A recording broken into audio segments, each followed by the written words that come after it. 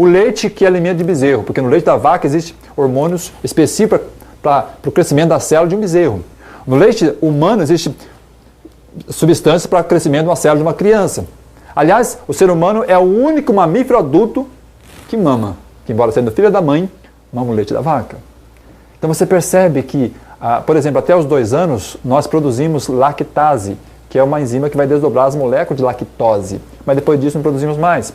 E aí a criança começa a ter putrefação intestinal e uma série de complicações que vocês verão logo daqui a pouco, algumas informações mais sobre esse assunto, que trazem sérios problemas para a saúde da criança e também das pessoas adultas. Mas é costume, é comum para nós tomarmos leite todos os dias, comermos queijo, comermos uma série de coisas, os laticínios de maneira geral, que são deletérios para o nosso organismo. Depois nós temos o pão. O pão que você come é feito do quê? Outro dia uma senhora falou assim com orgulho, o meu pão é feito de trigo. E eu perguntei para ela, o que é trigo para você?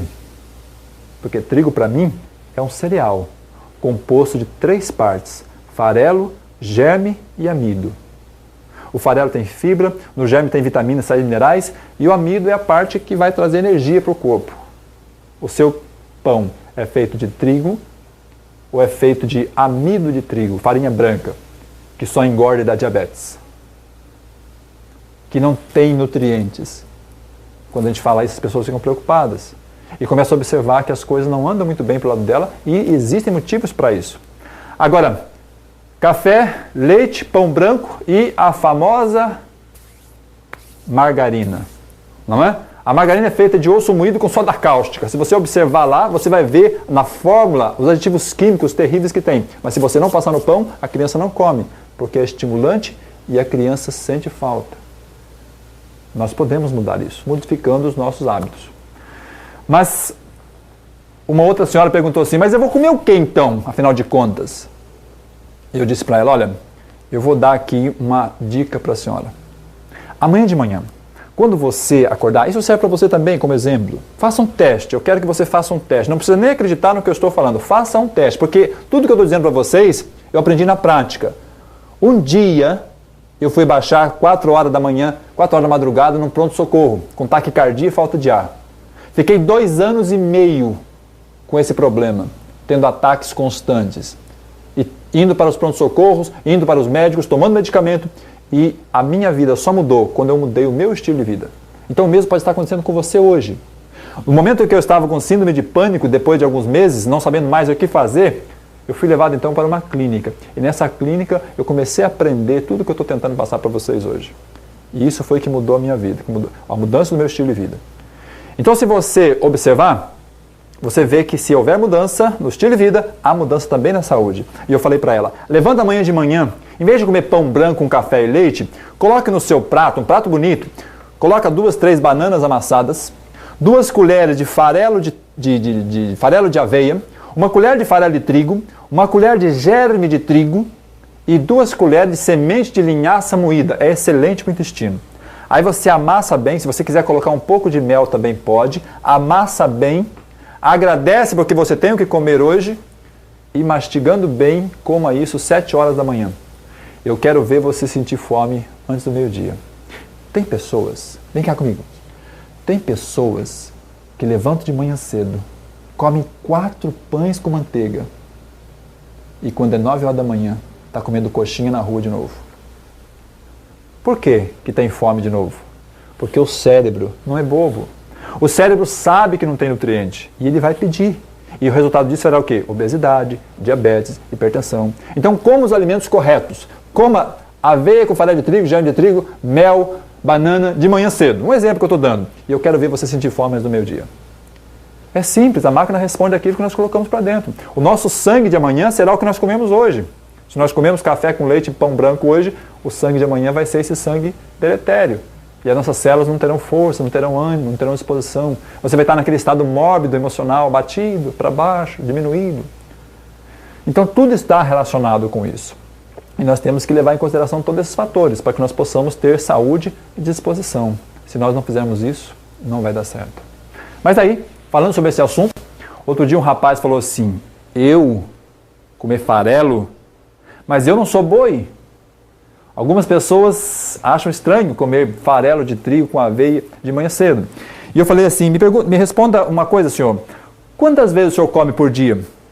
E ele disse, 3, 4, 5, quanto mais melhor. Eu falei, não, quanto mais pior, deveria ser 3 vezes. De manhã, coma bem, no almoço um pouco menos, e à noite faça um lanche leve, para você conseguir dormir tranquilo, certo? Mas me responda uma segunda coisa. Quantas vezes o senhor vai ao banheiro por dia? Essa pergunta é muito interessante. Quando as pessoas recebem essa pergunta, elas ficam assim pensativas. E ele também ficou pensativo e falou assim, eu falei, o senhor, quantas vezes o senhor vai ao banheiro por dia? Você que está me ouvindo, quantas vezes você vai ao banheiro por dia? E ele disse, eu tenho que contar. E eu disse, vamos lá, eu ajudo o senhor a contar. E ele então começou a contar. E ele passou pelos dedos de uma mão toda, e passou para outra. E quando chegou no 8º dedo, ele parou. E disse, acho que são 8. Eu disse, o senhor vai 8 vezes por dia no banheiro? Ele falou, não, tá doido? Hoje fazem 8 dias que eu não vou. Uma pessoa que come 4 vezes ao dia, tem que ir quantas vezes por dia no banheiro? Não precisa matar a pessoa de dor de barriga também. 2 vezes. 2 vezes está excelente, está ótimo. O nosso grande problema é que apenas 4, 5% da população vai ao banheiro 2 vezes por dia. Viu só? Você não está sozinho. Se nós pararmos e observarmos a grande quantidade de pessoas que está doente ao nosso redor, você vai perceber que a grande maioria delas tem prisão de ventre. Aí uma moça outro dia lá na Bahia falou assim, professor, e quem vai uma vez só? Eu falei, quem vai uma vez só depende. Ela disse, depende do quê? Eu falei, depende de 4 coisas. Cor, peso, fragrância e volume do produto final. Ela disse, como assim? Eu disse, as fezes têm que ter características de fezes saudáveis. Por exemplo, as fezes têm que ser claras. Quando as fezes são escuras, é porque passaram da hora. O intestino tem que funcionar 2 vezes por dia, não é assim? Se as fezes estão escuras, é porque não passaram por esse ciclo. O trânsito fecal demorou muito, escureceu, apodreceu no tubo digestivo e está jogando toxina no sangue. Então as fezes não podem ser escuras. Por exemplo, quando você faz um bolo na sua casa, você coloca para assar. Se você passar da hora, como é que o bolo sai? O bolo não sai aquele bolo morenão? Então, se o indivíduo é morenão, é porque passou da hora. Então tem que ter um tempo de trânsito, ok? Agora, se o indivíduo é morenão e metido a mergulhador, que bate no vaso e afunda, aí você tem 2 problemas. Primeiro, você encheu de toxina no sangue e não está aproveitando o que está comendo. Tem que boiar, tá certo? Agora, se é morenão, metido a mergulhador profissional e ainda todo perfumado, sabe? Como filho de barbeiro. Parece que o cara comeu urubu e esqueceu de beber água. Então, aí está muito complicada a situação. Gases tóxicos estão se formando no organismo dessa pessoa, porque ela está comendo o alimento errado, de maneira errada, na hora errada. E por último, se o indivíduo é morenão, mergulhador profissional, todo perfumado e todo esbelto, aí você vai ter sérios problemas. Quando as fezes estão fininhas, escuras, fétidas, é porque o intestino todo está sendo tomado, está todo entupido, e aí nós teremos sérios problemas. Antes de falarmos disso, eu gostaria de mostrar para vocês algumas coisas. Eu gostaria de exemplificar para vocês alguma coisa, e eu queria que vocês entendessem e conhecessem um pouco a maquinaria humana. Como funciona o processo digestivo? Como é que o digestório trabalha todos os dias? Por exemplo, o digestório, essa máquina bonita que você está vendo, é composta por várias partes. Boca, estômago, intestino fino, intestino grosso, e ali se processa então tudo o que você come. Mas lembre-se, tudo o que você come, que é amido, pão, macarrão, arroz, batata, a digestão é feita na boca, quando você está mastigando. Por isso é muito importante mastigar bem os alimentos, principalmente se for amido. Porque quando você está mastigando, na boca tem saliva. Na saliva tem uma enzima chamada pitialina, que desdobra as moléculas de amido, transformando em destrose, para que haja uma boa digestão depois. Então lembre-se, os amidos são digeridos na boca. As proteínas, por sua vez, são digeridas no estômago. Quando a comida cai no estômago, a passagem chamada piloro se fecha embaixo, que dá acesso para o intestino, e o estômago então recebe essa comida. Essa comida presa no estômago recebe agora a ação do suco gástrico. E o suco gástrico então vai desdobrar as moléculas de proteína, transformar em aminoácido. Isso demora 3, 4, 5, 6 horas. Depende do que você comeu, como você comeu, quanto você comeu. Por isso é importante comer o alimento certo, de maneira certa, na hora certa. Agora, o que aconteceria se você acabasse de comer, por exemplo, uma feijoada e tomasse por cima um copão de Coca-Cola ou mesmo de suco de laranja? O piloro está fechado, lembra? A comida está presa no estômago. Os ácidos começam a ser misturados com a comida para desdobrar as moléculas de proteína. E agora você coloca líquido gelado por cima. O líquido paralisa o estômago, porque o estômago faz movimentos peristálticos em virtude do sangue estar presente. Mas quando você coloca gelado, produz vasoconstrição nas paredes e o sangue é expulso. E aí então os movimentos não se fazem. Os movimentos não se fazendo não misturam mais os ácidos com a comida, mesmo porque não adiantaria muita coisa, porque os ácidos foram diluídos pelo líquido gelado. E aí começa a paralisar aquilo, começa a fermentar aquilo. E todo o processo de fermentação produz álcool. Se você fermentar a maçã, dá o quê? Dá champanhe.